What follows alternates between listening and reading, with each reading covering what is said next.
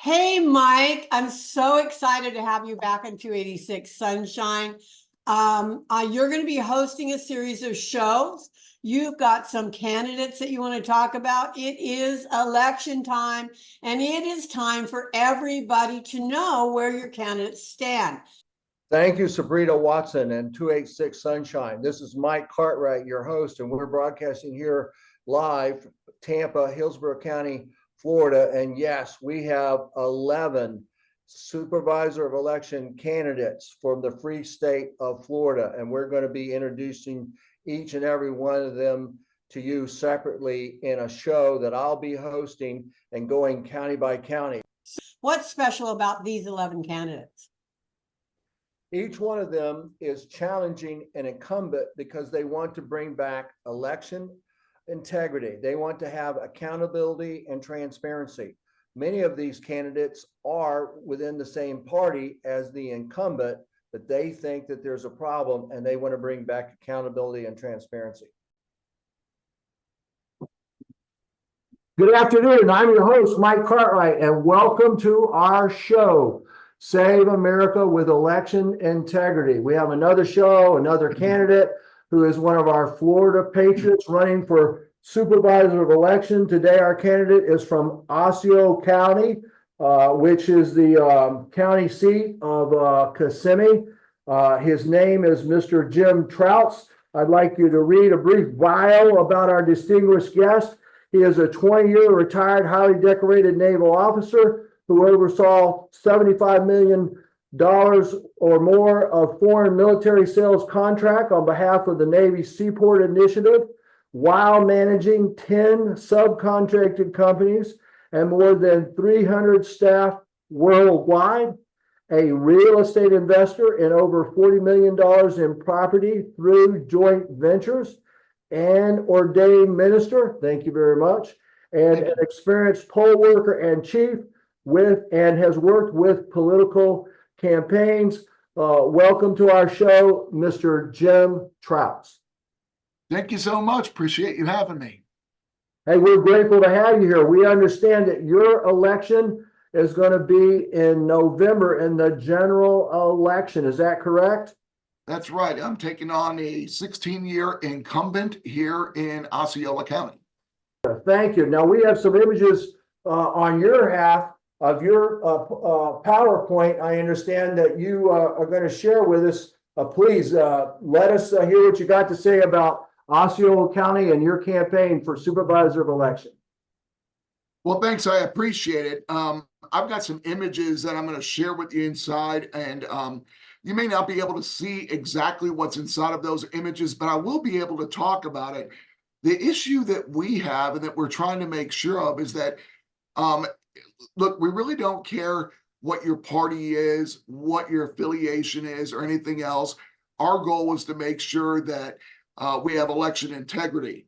And so when we talk about election integrity, what we're really talking about, I mean, the definition that you use, it's a really broad definition. It's the process which fosters fairness of the entire voting process while also protecting against election subversion, voter suppression, and other threats to free and fair elections. But, you know, when we talk about election integrity, the reality is what we're really saying is that it's about doing the right thing all the time, every time, even when people aren't looking.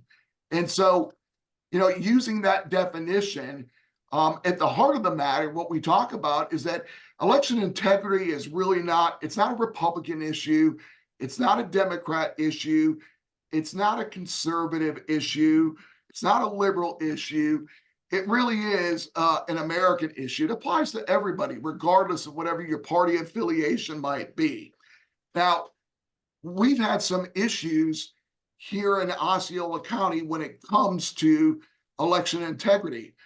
Just recently, I listened to our supervisor talk about the need to have someone that's experienced, the need to make sure that we have somebody that knows what's going on, the need to make sure that whoever's in that seat is doing so with honesty and integrity. And frankly, that's one of the reasons why I'm running. Just a sidebar, I'm not running because I'm seeking a political office or because I need to pad my resume or anything like that.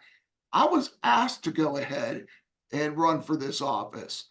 And the reason for that is because we've had a series just recently, there's a lot more, but just recently, a series of missteps that have popped to the surface that are questionable, that makes people wonder, gosh, are our elections really fair? Are they secure? Because when people go to the polls, they should go there knowing that everything is fair and balanced, that the person that's sitting in that seat has done everything they can do to make sure that the elections are fair for everybody.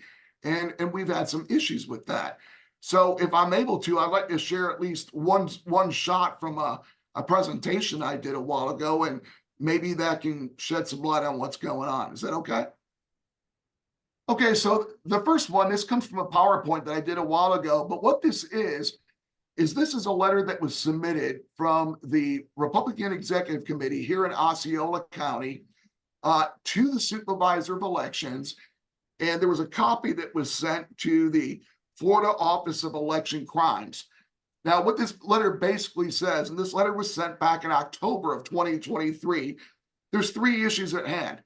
The first one was back in the primary and the general election for 2022.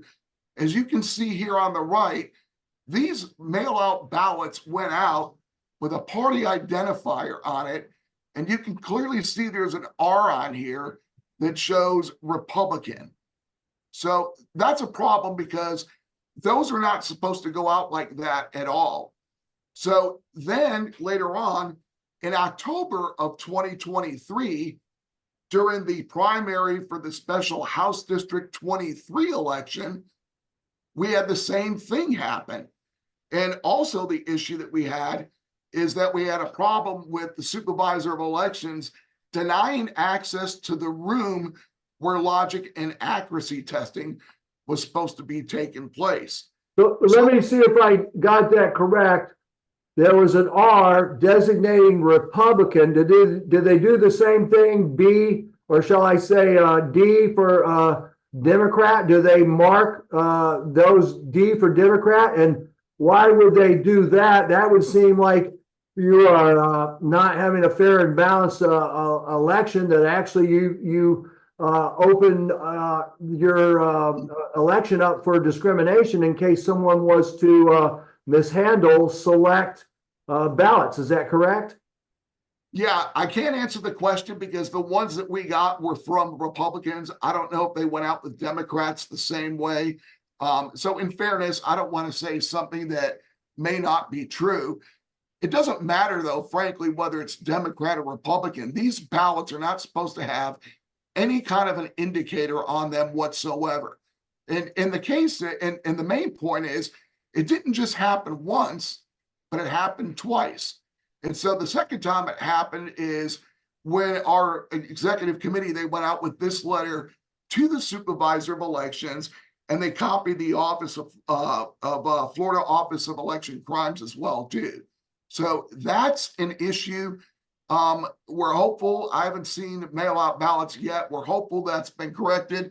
But look, at the end of the day, if you've got a Supervisor of Elections that's been there for 16 years and has been doing primary elections, general elections, presidential elections, special elections, how can something like this go on with nobody noticing whatsoever? Now, there is something that we should mention, is that the people that produce these ballots, they were contacted, and we were asked, we asked, well, what can you tell us about this? And they said, well, look, we've got a 5-step process that in fact goes to the Supervisor of Elections. So not just once, not twice, not 3 times, but 5 times this particular ballot went back. 5 opportunities there were for someone to say, no, this is wrong. And 5 times, either nobody picked it up or nobody wanted to pick it up. And so they went out the same way. Well, we're with you. Your next image, your next point. Okay, this talks about the logic and accuracy testing where we were denied access to the room where logic and accuracy testing was supposed to be held. Now, in fairness, that has been changed. And in fact, we are now being allowed back into the room. But again, the point has to be, why? Why is it that after all this time, we have to go through some kind of legal action just to be able to get back there and see what's going on with these machines? Now, I've got my own thoughts about the logic and accuracy testing, how good it is or how good it is not.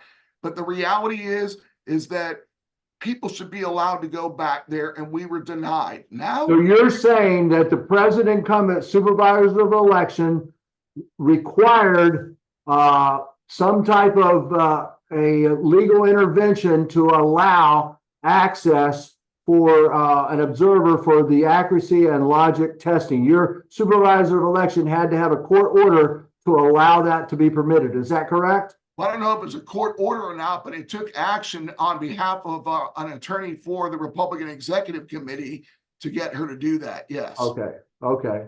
Yeah. Okay. So now I want to move on to the next image here. Now, this image here is a little bit different. This is the response that was actually received from the Secretary of State. And there's a few points that need to be brought out in this. Number one, the supervisor or Secretary of State acknowledged that back on August 12th, they conferred with the supervisor of elections, and she acknowledged that there was an error that needed to be fixed. So this goes all the way back. I'm sorry, I should say 2022. Okay, acknowledged there was an error, and she said she was going to fix it. On October 10th, she violated the law the second time. That's what the Secretary of State says inside this letter. And then on October 12th, in this actual letter, the Secretary of State said a couple of things. Number one, you need to come up with a mitigation plan to make sure that this doesn't happen again, that Florida statute is not violated. Number two, there's going to be punitive action if a response has not been received within 30 days. And then one of the other things that is not inside of this particular slide, but is also in this letter, is that the Secretary of State was going to send observers to watch over the November 7th election. It's a special primary that was being held for HD 35. And he was going to have to send somebody out there to oversee the election process for that particular special election. So those are the things that were inside the letter that the Secretary of State said that needed to be fixed. All this to a supervisor of elections who supposedly has got the experience necessary, the transparency that's required, all these different things, and just the last couple of elections that we had right here. Now, here's an interesting thing. I want to show you exactly how seriously they really took this. During that same time frame, right afterwards, this is a picture of somebody that was taken, that was a poll worker that was watching the drop boxes here in Osceola County. A paid poll worker. Yeah, this is in front of the Supervisor of Elections office about the same time, within a day or so, of all this other action that was going on. So when you look at this on the surface, you have to wonder exactly what's going on. I mean, how serious are people really about making sure that our elections are clear and free? Let's differentiate that. This is not a polling place. This is the actually one and only Osceola County Supervisor of Election office during election on, you said, November 7th. Well, this is in November. I don't know the exact date that this was Could taken. be early voting for that November election. Yeah, it was during that time frame, correct. Okay. Yeah, So, it doesn't look good. yeah, so just to recap, in August of 2022, we had an election where mail-out ballots went out with the party identifier. We were denied access to be able to get into the room where they were having logic and accuracy testing. In October of 2023, we had the same issue happen again. The Secretary of State came out and said, you've got to fix it. You've got to have a mitigation plan in place. We're going to come out and oversee your elections for the special primary in November. And then we still have this kind of stuff happen right here. So again, this is not something that can be made up. This is all documented evidence. You can call it lack of transparency. You can call it complacency. You can call it whatever you want. I call it just plain wrong. This should never happen. This is something that is a problem that is one of many problems that we've got going on. We're hopeful that all the stuff that was supposed to happen did happen, but we really don't know. We don't know if there was a mitigation plan that was ever submitted. I don't know if the Secretary of State sent people down to oversee the elections. I really wonder if they did or not, because if I was a supervisor of elections, there's no way that I would allow a poll worker in front of the supervisor of elections building to be sleeping while they're supposed to be looking at drop boxes. Right. So let me get through a couple of other things. Some of the other issues that we've been dealing with, and these are just things off the top. We've got fluctuating precinct data. If you were to look at the supervisor of elections site for how many precincts we have, how many precinct captains you have inside of it, and compare that to the Secretary of State, you're going to find that those are off. We have canvassing boards that are supposed to start at certain times, and they'll start early or they'll start late, and there's no notice that's given for that. So now here's the interesting thing that I really did want to bring up, and I'm going to share this image too. I don't know if you can see this or not. Let me just go back. I'll share my screen again. This here is the voter turnout for Osceola County. Now, you would think that somebody that's engaged inside of our county, that's got 16 years of experience, that is doing all the things that's required, would be probably doing whatever they can to make sure that our voter turnout is as good as it can be. And the reason why voter turnout is so important is because that gauges the kind of education that we're doing, inside of our county. I took this information from electionsmyflorida.com, and I've highlighted here the yellow, and those are off-year elections. And why off-year elections is what I highlighted, because people tend not to turn out for presidential elections, but even during presidential elections, we don't do so well. But look at the off-year elections, how Osceola County fares. In 2022, we were dead last. We were 67 out of 67 counties when it comes to voter turnout. In 2018, 66 of 67.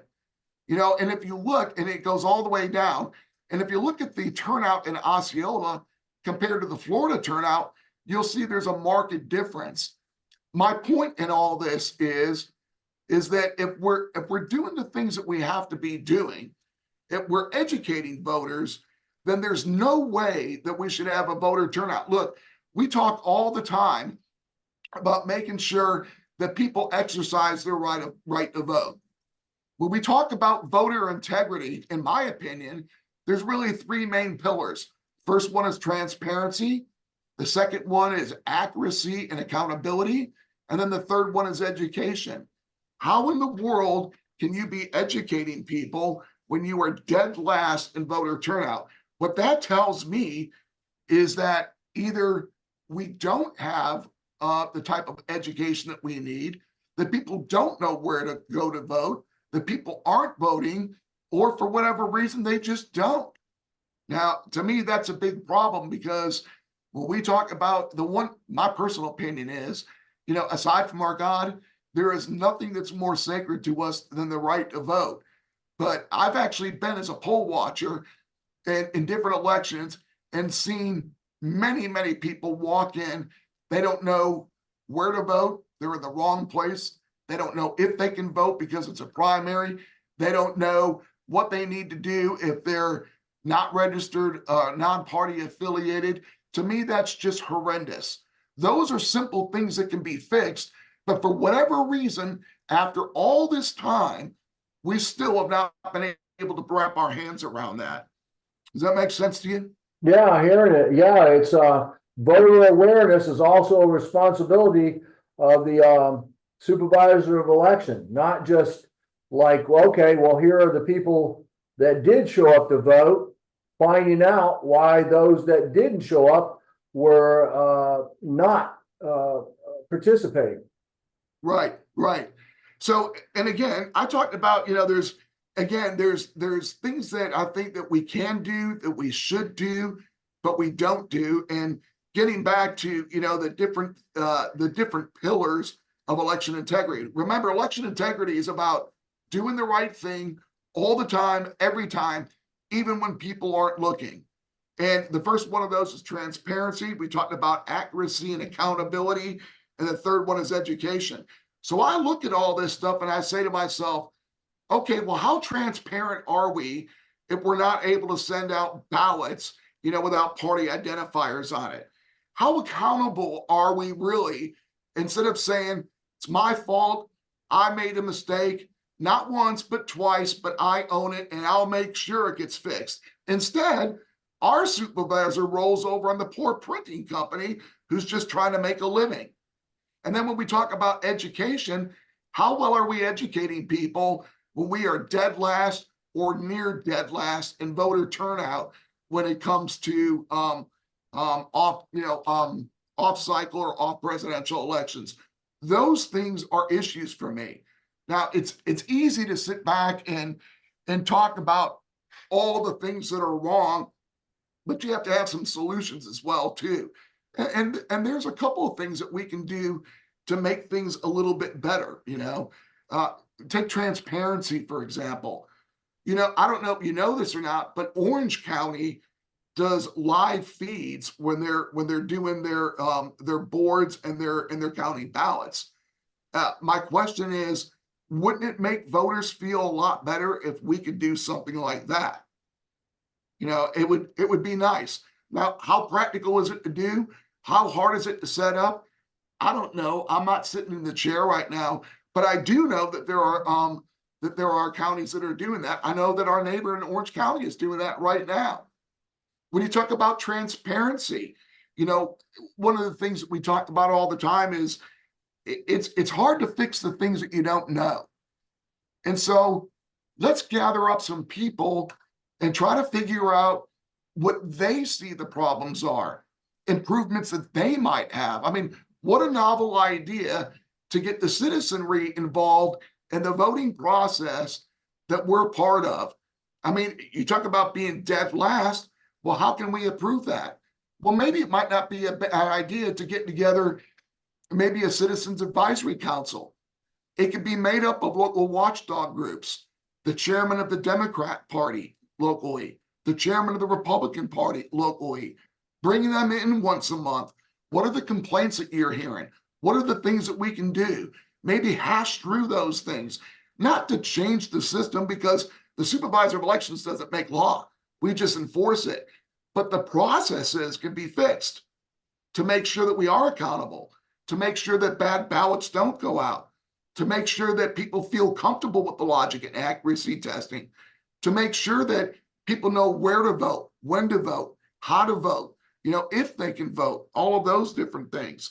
So those are a couple of things that we can do with regard to transparency.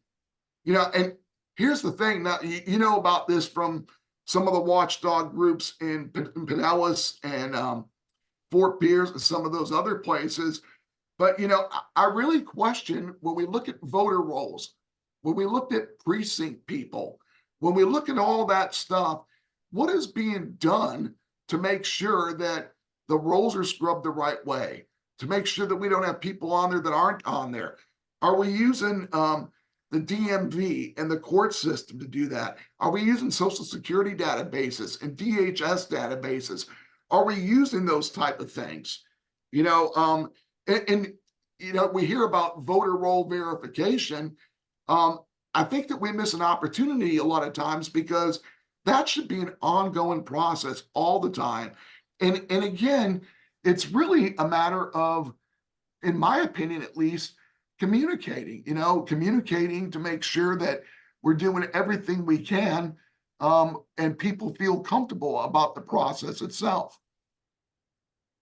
So, we're gonna try and, land this plane here in the next 5 to 10 minutes. If you wanted to maybe expound, I understand that you went to both, Tampa, and then also to, Fort Pierce. I don't know if we expounded on that. Is there anything you would like to share from those experiences? Well, what I'll share from those experiences is that there is a lot of people, a lot of very smart people that have a lot of data that are questioning what's going on with voter rolls, what's going on with voter registration, what's going on with people that are voting and people that should not be voting. I don't have a lot of that data. I just got involved with a lot of these people about a week and a half ago, so I feel like I'm being fed by a fire hose. But I understand what's happening in Tampa is that the complaint there filed with the FBI had to do with vote by mail, that there was concerns about the integrity of the election with vote by mails, that there are some addresses that are receiving vote by mails, and maybe those people do not live there, maybe never did, but somehow or another the addresses and the vote by mails are not matching up. Right, and they've got that data, and look, it's easy to go ahead and blame people and say they're conspiracy theorists, that they're different things. But there's an old skit that George Carlin used to do about paranoia, and he said it's not paranoia if it's really happening. And so it's getting increasingly difficult to get people just to look at the data. I had a reporter call me today and ask me about the numbers that are going on, and before he even looked at the data, the first thing that came out of his mouth is that, well, these people are all conspiracy theorists and what have you. And, my question to him was, have you looked at the data? Have you looked at the information? I mean, I don't know how anybody can be dismissive about information without even at least looked at it. I mean, it makes no sense to me. If you want to be fair, and if you really are interested in transparent elections, if you really are concerned about making sure that we're as buttoned up as good as we can be, why in the world would you not at least look at things that are being brought forth before you, not just from one person, but from many people? I mean, at least look at the information. Don't dismiss it as though they're whack jobs or anything else, because truth be told, I do believe that we've had problems. If you didn't have any more images, then we're going to share our images, which reiterate our continuing effort to feature. As I understand now, there are 13 America First Supervisor of Election of candidates here in the great state of Florida. The 13 counties that have identified that they have challengers who are in the same party, who are challenging the incumbents because they want to bring back election integrity. And again, that list is here and on the screen behind me. We have a video that we'll share that you'll be able to see where each one of those candidates introduces themselves. Again, our sponsor is 286 Sunshine and Sabrina Watson. And again, our website is Save America with Election Integrity. And today our guest has been Mr. Jim Trautz of Osceola. And his website again is jimt4soe.com. I hope that you repeat that as we finish this up. Would you like to say to your constituents that you want to vote for you to be the next supervisor of election there in Osceola County? Yeah, what I would just say is that, election integrity is not just about the numbers.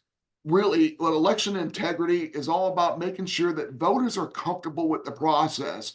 So it's not just numbers, it's not just voter rolls, it's process. It's making sure that you feel comfortable when you're voting. And that's not happening right now. And look, this is not on the job training for me. I've done these kind of things before. I've commanded thousands of men. I've led large corporations and multinational places, massive, $75-100 million contracts. We know how to get this done. And look, I'll leave you with one note. If you always do what you've always done, you will always get what you've always had. And so I believe I don't want to do that anymore. I want change. I want people to know that I am the agent for change. I want people to know that I am the agent for improvement. I've done it before. I'll do it again. And I think together we can make a massive difference in just simply doing the right thing all the time, every time. So what's the name of your website? What is your name again? And when is your election? What is that date? Okay, my name is, again, Jim Trautz. I'm running for Supervisor of Elections in Osceola County. My website is jimt4soe.com. And we will be running in the general election on November 5th. Well, we want to thank you, and we wish you and the good people of Osceola County the best. Thank you for being with us on our show. Make sure that you share this with as many of your voters as you can, and for them to look forward to our other shows with these other great candidates here in the free state of Florida. God bless America. Thank you, Mike. I appreciate your time. Thank you so much for what you're doing.